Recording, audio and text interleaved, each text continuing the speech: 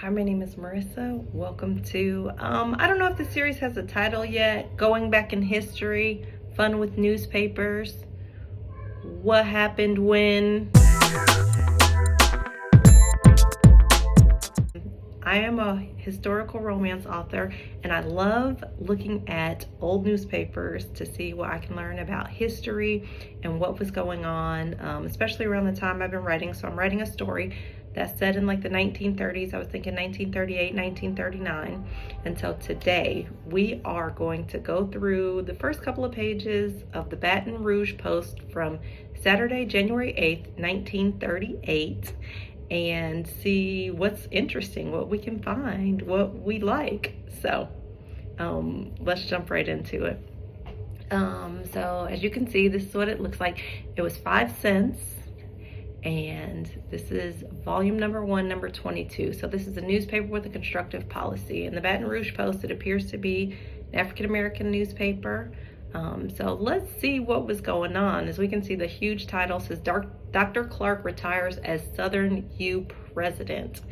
And so Dr. Clark retired, and then this is Dr. Felton G. Clark to be new Southern U president. Whoa, where are you going? Let's get it back in here. Okay.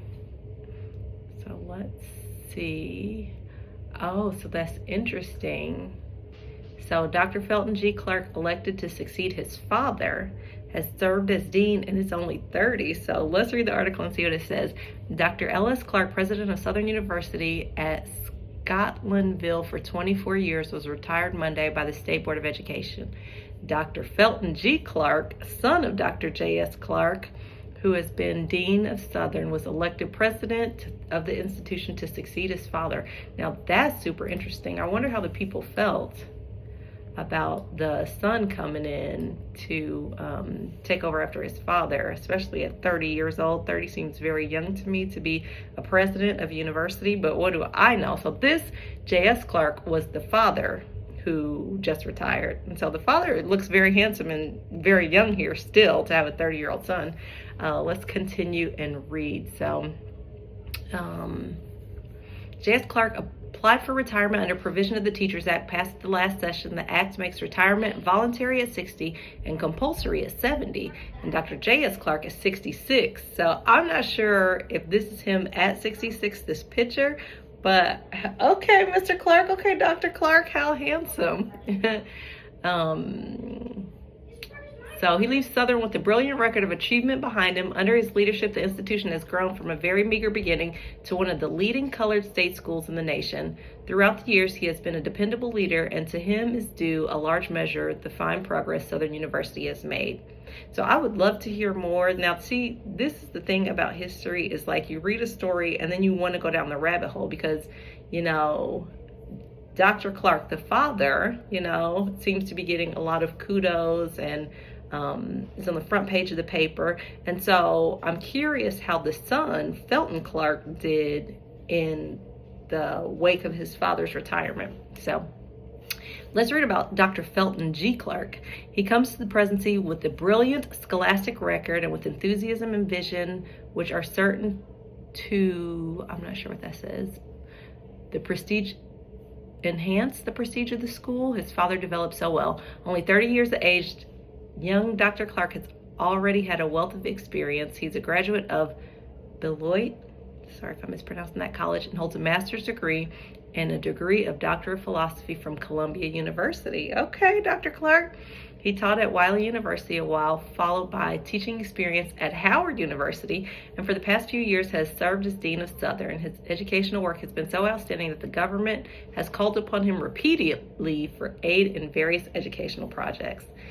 So that is so interesting. Let's see what we're talking about the AKAs. So okay, before we get to the AKAs, the speed typist is given a trophy. Cortez W. Peters, world's #2 professional champion typist, pictured above with a handsome silver trophy presented him by President W.J. Hale of A&I College, Nashville, Tennessee, for outstanding achievement in the field of professional typing. The presentation was made on the occasion of a recent silver anniversary of the school, which was attended by notables from throughout all parts of the country. So, okay, he's a typist. Congratulations, Mr. Cortez Peters. AKA's clothes fine meat. So now this is in New Orleans. Now the paper is from Baton Rouge. With the largest delegate and visitor attendance in history, the Alpha Kappa Alpha sorority closed its 20th annual Bull Friday right after a session, which was notable because of its serious and constructive character, challenging its membership to show evidence of its responsibility to the less favored members of the race by helping to solve some of the problems which beset them. The sorority voted funds in support of a number of racial endeavors and planned to participate in various movements seeking to improve the status of the Negro. Okay, AKA since 1908, but since 1938, what are we, 38 or 39? You were in 1938. The AKAs have been working to improve the status of the Negro. Love that. Y'all keep going. Congratulations to the AKAs. So screenshot if you want to read the rest of the article. Here it is. Okay, let's see. What is this? Imperialist support is laid to Garvey. So Marcus Garvey, President General of the Universal Negro Improvement Association, is persona non grata to a great number of islanders here, many of whom were his former followers.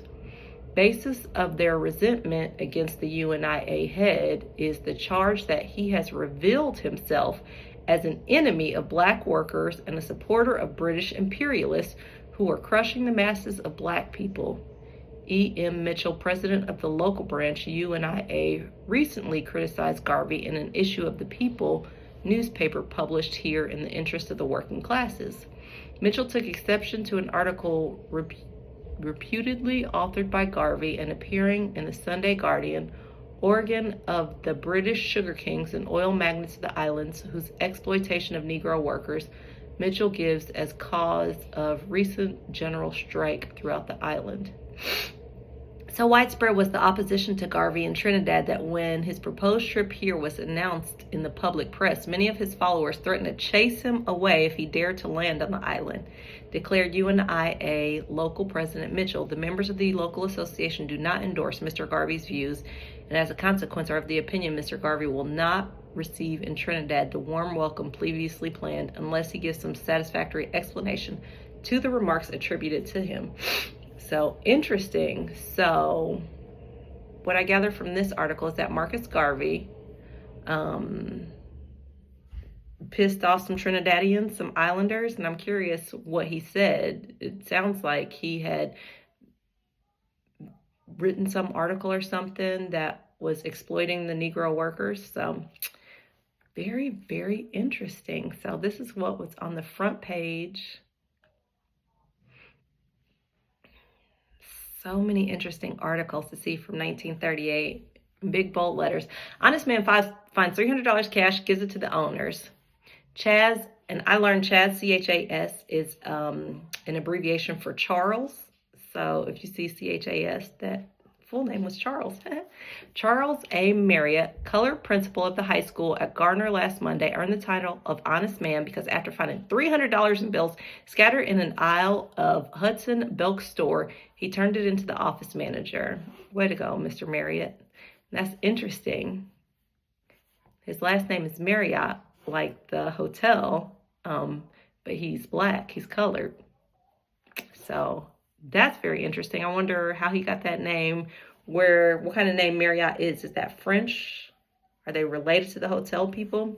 Anyhow, so he turns the money in. At noon on Monday, G.B. Swindle, white, inserted an ad in the News and Observer for the local daily for return of the money lost by his wife while en route to the bank. I know he gave his wife the blues because $300 in 1938, I know that was a lot of money.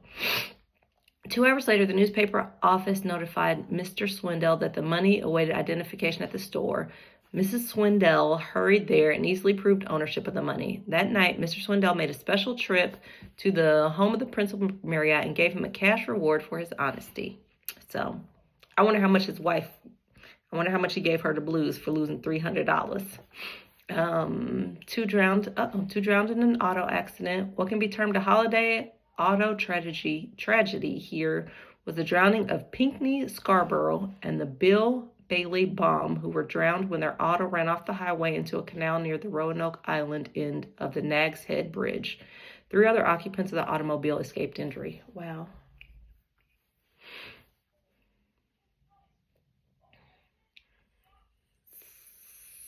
So many. Listen, this is still the front page of the newspaper, and we're 10 minutes in. Like, this is so interesting to me.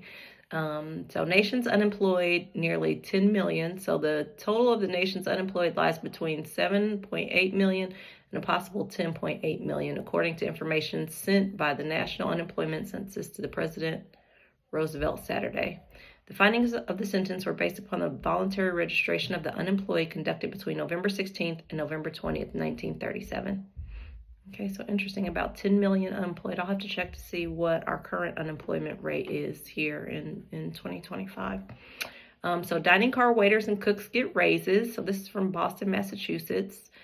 Increases in pay of about 7% for dining car cooks and waiters of the Boston and Maine Railroad effective December 1st, where they reached an agreement.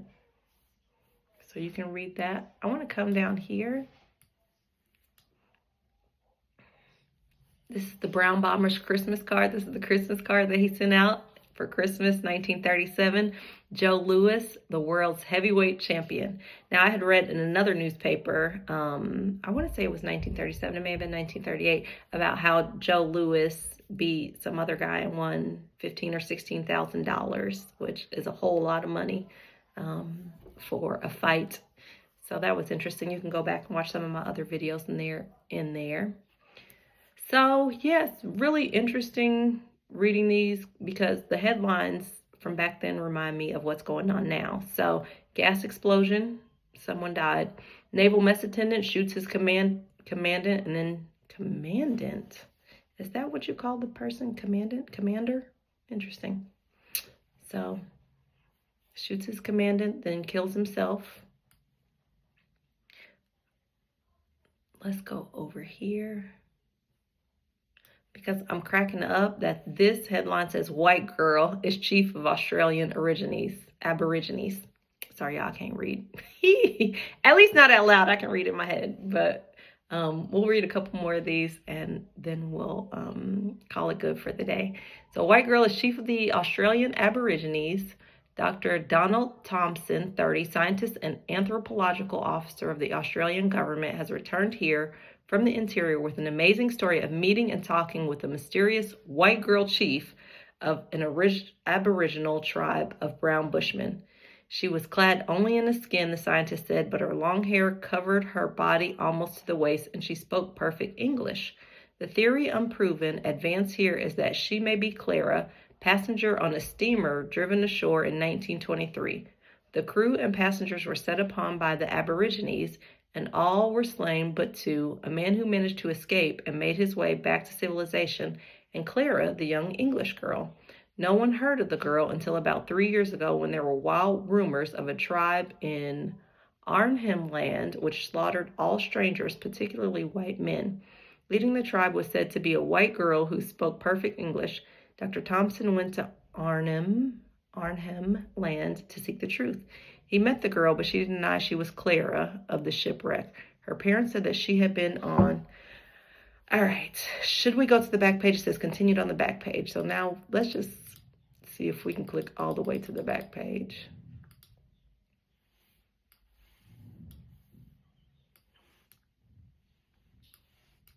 Oh, here's the white girl.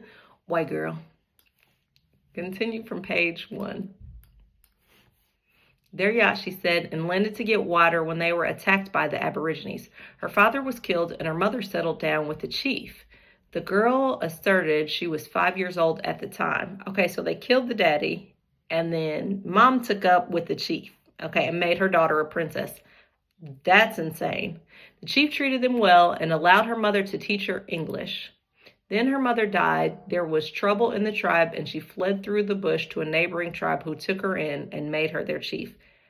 This is an insane story. She told Dr. Thomas she preferred life in the wild to any other kind and would never leave her tribe. Then the scientist said she turned her back on him and told her followers not to kill him, but to treat him like a blood brother. This order was obeyed, and they even let him attend and photograph their private ceremonies. But the girl will only allow him to photograph her with her face turned away, for she refused to allow any other person to see what she looked like. When he left the tribe, she gave him a talisman which would ensure a safe journey through Arnhem Land. Dr. Thompson has received the Melbourne University Prize for the best sociological work about the Australian Aboriginal tribe and will continue his study at Cambridge in England.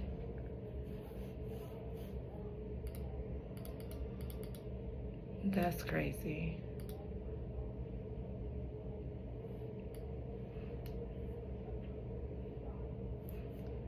So she was not on a shipwreck. She said her and her parents came to the island.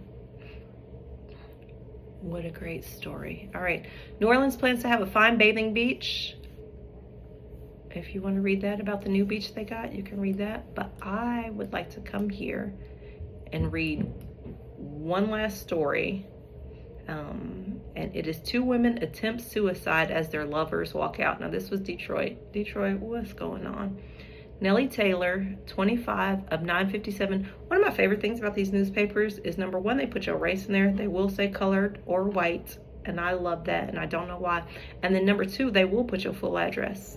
Okay, they will say Nellie Taylor, 25 of 957 Erskine. Here's where she lives. Was held at the receiving hospital, a police prisoner, after receiving treatment for iodine burns.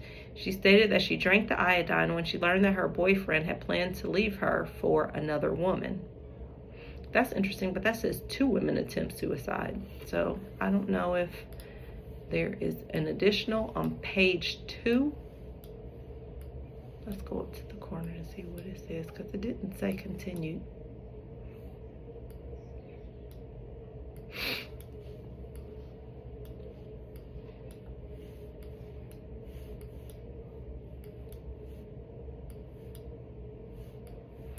I know I say, okay, only one more, I'm not gonna hold you, but then I see so many interesting articles. I'm like, okay, how about just one more? How about Aunt Sophie Foster, 108, passed recently. Mrs. Sophie Foster, Aunt Sophie to her legion of friends of both races and considered the oldest resident of the country, died last week at the home of her daughter, Miss Julia Claiborne. She was 108 years old and a former slave of the Fortner family pioneers here. I'm gonna make it a little bit bigger to see if we can read it. At the home of her daughter, Aunt Sophie was wont to gaze out onto the tracks of the Illinois Central Railroad and recall the time when she helped clear the right-of-way for the trunk line that was to develop into the IC, which I think Illinois Central, of the present day. She also remembered that while working on the Pioneer construction, she suffered a broken leg when crushed by a rolling log. Active almost to the end, Aunt Sophie was mentally alert, had good vision, could thread a needle without glasses, which she often had to do.